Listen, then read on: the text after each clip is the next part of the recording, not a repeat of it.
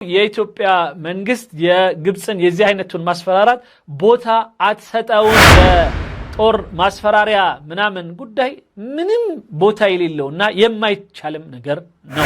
ካይሮ ምንም አይነት አቅምም ሆነ ብቃት ወደ ጦርነት ሊያስኬዳት የሚችል የላትም። ይህ የውይይት ሂደት ከተበላሸ በኋላ የጦርነት ሂደት ምናልባት እንደ ምርጫ ይወሰድ ይሆን? አሁን ላይ ሁሉም ሰው በኢንቨስትመንት ሀብት እየገነባ ባለበት ሰዓት ከነሱ ውስጥ አንዱ ላይ ያደርጋችሁ ጊፍት ሪል ስቴት በመሃል መርካቶ ላይ የንግድ ሱቆችን ከ18 ካሬ ጀምሮ በ4.5 ሚሊዮን ብር ጠቅላላ ዋጋ በ450 ሺህ ብር 10% ቅድመ ክፍያ የህይወቱን ኢንቨስትመንትን ያርጉ ይሎታል። እንዲሁም ለመኖሪያ ቤት ፈላጊዎች በሙሉ በመሃል አዲስ አበባ በለገሃር ቢኖሩበት ወይም ቢያከራዩት የሚያተርፉበት የዕድሜ ልክ ኢንቨስትመንት ግንባታቸው ከ80% የደረሱ በአንድ ዓመት የሚጠናቀቁ ቤቶችን በ10% ቅድመ ክፍያ በ4555 የባንክ አማራጭ አመቻችተን እንጠብቆታለን። ባለ 1 መኝታ 65 ካሬ በ720 ሺህ፣ ባለ 2 መኝታ 108 ካሬ በ1.2 ሚሊዮን፣ ባለ 3 መኝታ 163 ካሬ በ1.8 ሚሊዮን ብር ቅድመ ክፍያ ብቻ የቤት ባለቤት ይሆኑ ይሎታል። ለበለጠ መረጃና ለሳይት ጉብኝት በ0981 83 42 52 ይደውሉ። ጊፍት ሪል ስቴት።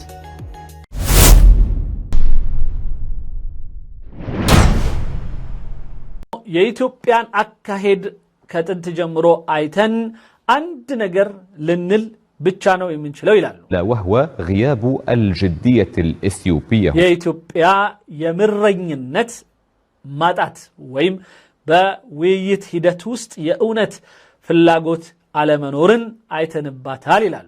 حسب بعض المسؤولين واستغلال طاولة الحوار لتمكين سياسات أحادية እናም በተናጠል ግድቡን ለመስራት ብቻ ማዘናጊያ እንጂ እውነት ውይይቱ ተፈልጎበት የሚደረግ አይደለም ይላሉ። يصبح الخيار العسكري هنا واقعا بعد انهيار التفاوض ስለዚህ ይህ የውይይት ሂደት ከተበላሸ በኋላ የጦርነት ሂደት ምናልባት እንደ ምርጫ ይወሰድ ይሆን? ይሄ ምንን ያስታውሰኛል? እንደዚህ አይነት ውይይት የህዳሴው ግድብ ገና ውሃ እየተሞላ አንደኛ ሁለተኛም ላይ የሚያወሩት የነበረ ነው። ስለዚህ ጅብ ከሄደ ውሻ ጮኸ እንዲሉ አሁን ደግሞ ጭራሽ በፊት ገና አንደኛው ሙሊት ላይ ራሱ 4.5 ወይም 4.9 ቢሊዮን ሜትር ኪዩብ ውሃ እኮ ቀላል አይደለም፣ ምናልባትም ሱዳንን በግማሽ ወይም በከፊል ሊያጠፋ የሚችል በትንሹ ምናልባትም በነ ያሲር አባስ ምናም ይባሉ የወቅቱ የሱዳን የውሃና መስኖ ሚኒስትር እና አንዳንድ የግብፁ ምሁራን ሲናገሩ በትንሹ እስከ 2 ሚሊዮን ሰው በዚህ በضفاف نهر النيل ወይም የናይል ጫፍ ላይ ነዋሪዎች ላይ አደጋ ሊደርስ ይችላል። ያቺ 4.9 ቢሊዮን ሜትር ኪዩብ በግድቡ መፍረስ ምክንያት ቢለቀቅ ውሃው ይህ የመፍረስ ሂደት በምንም ምክንያት ቢሆን በተለይ ደግሞ በጀት በመምታት የማፍረስ ነገር ከሰራንበት ሲሉ የነበሩ ሰዎች አሁን 74 ቢሊዮን ሜትር ኪዩብ ውሃ ጨቅ ካደረገ በኋላ በዚህ ሰዓት ላይ እንደዚህ አይነት ነገር ማውራት ኦፍ ኮርስ ዝም ብሎ እድሜ ለማባከን ነው። ግን ምን እናርግ? እንስማው። مباشرة لنقاش نرحب من القاهرة مباشرة بالسيد حامد فارس أستاذ العلاقات الدولية، ومن ستوكهولم مباشرة نرحب بالسيد ياسين يا ሀገራት ግንኙነት ጉዳይ ላይ አዋቂ የሆኑት ዶክተር ሐሚድ ፋሪስና ወንድሜ የህዝባዊ ግንኙነት ጉዳዮች ላይ ቢሮ ከፍተው የሚሰሩ ታላቅ ሰው ወንድሜ ያሲን አህመድ ከስቶክሆልም ሁለቱንም እናወያያቸዋለን። أحمد رئيس المعهد الإثيوبي للدبلوماسية الشعبية، أهلا ኢትዮጵያዊ ዲፕሎማሲያዊ ህዝባዊ ዲፕሎማሲያዊ درجة بكما معنا في المشهد الليلة. أبدأ معك سيد حامد فارس هنا، يعني هل بالفعل الأمر وصل إلى مرحلة العودة بين مصر وإثيوبيا حتى تصبح هناك تلميحات بالخيار العسكري بالتحديد؟ እንደው የግብፁን አንዳንድ ድምጾች ከመስማት ወይም ይህ የመግለጫዎች ሂደቶችን በጣም ጠንከር ከማለታቸው ከይዘታቸው ነገሮች ሁሉ ተዘግተው ወደ ጦርነት እያመሩ ነው ማለት እንችላለን ከግብጽ በኩል? أهلا بك يا أستاذ رامي، وأهلا بالسيد ياسين، وأهلا بالسادة مشاهدي قناة المشهد. كلهم يترى مسكنو እና ሰላም ተሰጥቶ أن القاهرة استخدمت كل أدواتها الدبلوماسية ግብጽ ሁሉንም የዲፕሎማሲ አቅጣጫዎች ተከትላ ሄዳ ነበር። اعتمدت قولا واحدا على الصبر الاستراتيجي في التعامل مع أثيوبيا باعتبار أن القاهرة تحركت على مدار أكثر من 13 عام للعالم. ግብጽ በትዕግስት ከ13 ዓመት በላይ የዲፕሎማሲ የውይይት የድርድር አካሄዶች ያዋጣሉ ብላ ተንቀሳቅሳ ነበር። عمل على الوصول إلى اتفاق قانوني ملزم. ይሁሉ ግን የአስገዳጅ ህጋዊ ውል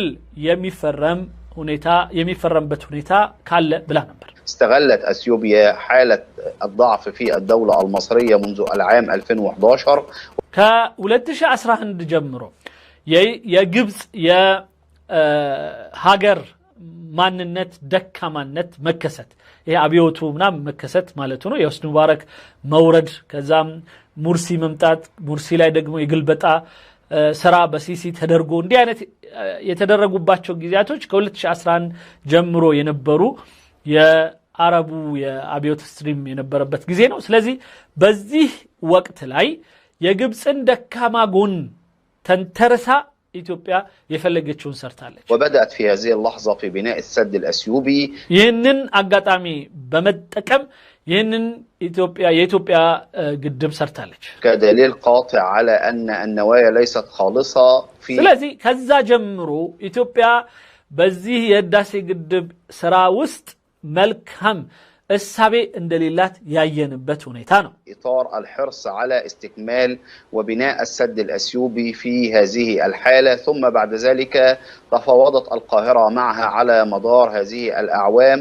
ስለዚህ ይህንን የተለያዩ መጥፎ እሳቤ አስባ ኢትዮጵያ እስከ የህዳሴ ግድብ ስራ ፍጻሜ ድረስ የቀጠለች ሲሆን ግብጽ ደግሞ በአንጻሩ ይህ የውይይት ሂደት አንድ ምናልባት ውጤት ሊያመጣ ይችላል ብላ በትዕግስት ስትወያይ ቆይታ አለፈች። وكان هناك توقيع بالأحرف الأولى في 2020 بمباركة ورعاية ووساطة الرئيس الأمريكي دونالد ترامب. ሌላው ቀርቶ ዶናልድ ትራምፕ የባረከው ያጸደቀው እና የመራው የሆነ የ2020 የሶስቱ ሀገራት ስምምነት የመጀመሪያዋ ፈራሚ በመሆን መልካም እሳቤን ስታሳይ ነበር ግብጽት።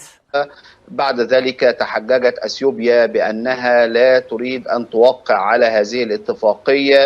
ነገር ግን ኢትዮጵያ ይህንን አይነቱን ስምምነት አልፈርምም ብላ ጥላወጣች إلا بعد اللجوء إلى الشعب وإجراء استفتاء. وبالتالي ይህንን ያደረገችው ደግሞ ከህዝቦች ጋር ተማክሬ በፓርላማ ከጸደቀ ብቻ ነው መፈረመው የሚል ምክንያት አቀርባ ነበረ የሄደችው። በሱ አባባል ተሐጀጀት ማለት ዝም ብላ ባዶ ምክንያት ሰጠች ለማለት። كل الإجراءات التي اتخذتها أثيوبيا هي إجراءات غير شرعية.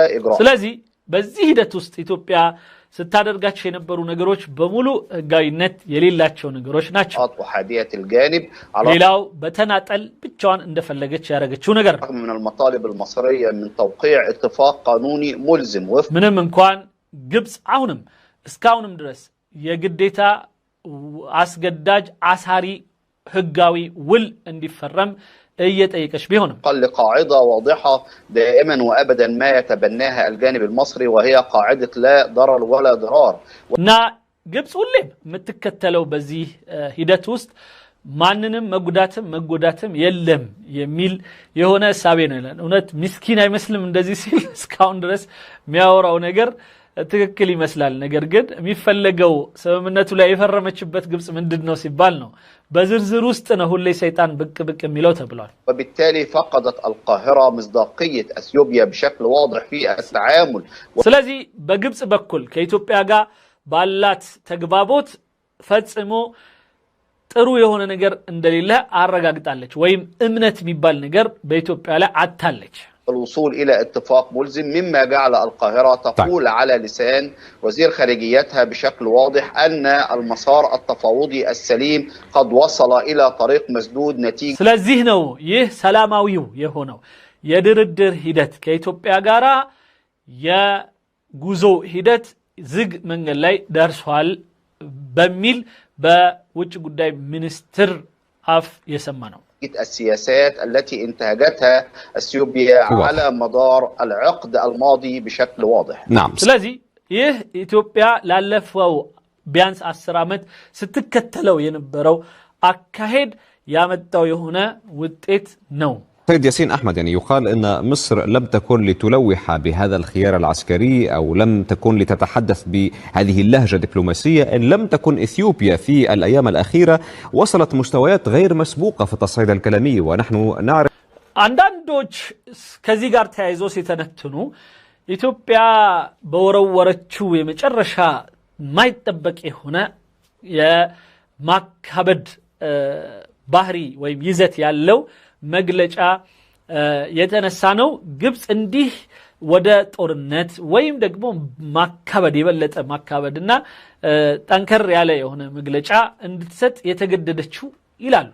يعني بأي لهجة تكلمت إثيوبيا؟ وصفت مصر بأنها تتعامل بعقلية استعمارية. بتلاي جبس متهدبت يا أيمرو درجة كإني جزات يتكأدى هنا السابع يازلنو وما إلى ذلك يعني من التصريحات الأخرى. فما تعليق ليلوتشم تمساسيونو السابعوتشن بإثيوبيا بكل تسنزروا لنا يهبمونو نو جبس لذي درستشو يتوالنو نا يانت السابع من دنو على ذلك. بسم الله الرحمن الرحيم. السلام عليكم ورحمة الله وبركاته. أولا شكرا على الاستضافة. أهلا وسهلا. الله سم جيجروه روح أزاج بهنو جمر اللهون دزيوم لأن أنت سلامتين أقرب له لتملكاش. وكما أحيي ضيفك الكريم أستاذ حامد والسادة المشاهدين. أنا بتقديري أن يعني تلويح القاهرة بالضربة العسكرية هذا ليس بجديد. بني إمنت ك ግብጽ በኩል የዚህ አይነት በጦርነት በመሳሰሉት የማስፈራራት አካሄድ አዲስ ሆኖ አላገኘውትም ሁሌ የምትለው ነው። هذا كان يعني منذ الملء الأول من 2020 حتى ሌላው ቀርቶ የኢትዮጵያ ህዳሴ ግድብ የመጀመሪያው ሙሊት 2020 ላይ ጀምሮ ስንሰማው የነበረ ነው። حتى اكتمال وانتهاء እና ሁሌ ሲሞላም ሲያልቅም إيه النجار سنسماو نورنال. يعني مشروع صد النهضة بالملء الخامس في عام 2024 أو 2025 عفوا. بهداسي قدب يمولي تهدت كولت شهايا جمرو هايان دولت تاسوس تارات هايا مستبلن اسكا مجرشا موليت اسكا مولا نبت درس إيه النجار سنسما نورنو. فبالتالي أنا أعتقد هذا التلويح هو يأتي في إطار التصعيد من القاهرة والتصعيد من أديس أبابا. ስለዚህ ይህ ባዶ የሆነ ከኢትዮጵያ በኩል ከፍ ያለ ንግግር መጣብኝ ሲባል እሷም ግብጽም ከፍ በማድረግ ብቻ የቃላት ውርውሮሽ እንጂ ሌላ የለውም። أعتقد كل طرف يسعى إلى تقوية أوراق التفاوض في حالة يعني إذا هناك طبعا يقال هناك مساعي من قبل الإدارة الأمريكية للتوسط بين القاهرة وأديس أبابا. يعني بتلي بكايرونا بأديس أبابا وين بجبسنا بإثيوبيا محكل أمريكانوش محكلينيانت أهونم دقامي ليجاوتو እና ሊያግባቡ የሚችሉበት ሁኔታ አለ ስለተባለ ሁሉም ጫን ያለ ቃላቶችን በመሰንዘር ትንሽ ነገሮችን የጫና ማስያዣ አይነት مسمر يمهدو نو يمسلو. كأنك تقول هو يعني تلويح غير جدي، لهجة غير جدية هنا. هي مالت كان يقره من الرداو من ما يساسباتشو مالتنا إثيوبيا يزيه يجبس مسفراريا زبلونو يالاتشونو مالت بوتا ميستو عدلم يالكنو يمر عدلم يالكنو. وأنا أقول لك هذا التلويح يعني لا أعتقد في تقديري أن أديس أبابا لا تأخذه بمحمل الجد. يعني إنه مله أنا بأمنتي እስካሁን ድረስም ባየነው የኢትዮጵያ መንግስት የግብጽን የዚህ አይነቱን ማስፈራራት ቦታ አትሰጠውም። سببين. السبب الأول ለሁለት ምክንያቶች አንደኛ أن بعد انتصار أثيوبيا على مصر في مجلس الأمن على مصر وعلى السودان عندما لجأتا مصر والسودان إلى مجلس ኢትዮጵያ በግብጽና በሱዳን ላይ ሁለቱም ወደ ጸጥታ ምክር ቤት በሄዱባቸው አጀንዳዎች ድል አድርጋ ድል ነስታቸው የወጣችበት ሁኔታ መኖሩ አንደኛና የመጀመሪያው ምክንያት الأمن لكي يستصدر قرارا شرعيا أو يعطى لهم الضوء الأخضر ምክንያቱም ወደ ጸጥታው ምክር ቤት የሄዱበት ዋና ምክንያት ለሁለቱም ሱዳንም ሆነች ግብጽ ምናልባት አሁን የሚያስቡትን የጦራዊ ወይም ደግሞ የኃይል አካሄድን መሄድ እንዲፈቀድላቸው አረንጓዴ ምልክት እንዲሰጣቸው ነበር لأي ضربة عسكرية فكان أنه رد المجلس الأمن إعادة الملف إلى الاتحاد الأفريقي وأن ነገር ግን የጸጥታው ምክር ቤት ጉዳዩን ካየ በኋላ ዳይ ወደ አፍሪካ ህብረታችሁ ተመለሱ በማለት ملف صد النهضة لا يشكل ምክንያቱም የህዳሴ ግድብ ጉዳይ ፈጽሞ ከደህንነት ወይም ከሰላም ጋራ የተያያዘ ነገር አይደለም تهديدا للسلم والأمن الدوليين فبالتالي ስለዚህ ለሀገራት ስጋትም ሊሆን አይችልም هذا مشروع مدني ስለዚህ የሲቪል ወይም ደግሞ የልማት አውታር ወይም አቅጣጫ የያዘ ጉዳይ እንጂ المؤشرات تقول أن تدفق المياه من صد ሌላ አይደለም ሌላ ሁለተኛው ምክንያት ደግሞ የኢትዮጵያ ህዳሴ ግድብ ተገንብቶ አልቆም ቢሆን የናይል ውሃ ወይም የአባይ ውሃ ወደ ግብጽ መሄዱን ቀጥሏል እንደውም በስፋትና በብዛት النهضة لم تتوفق بالعكس هناك فيضانات الآن على مصر وهناك رأينا እንደውም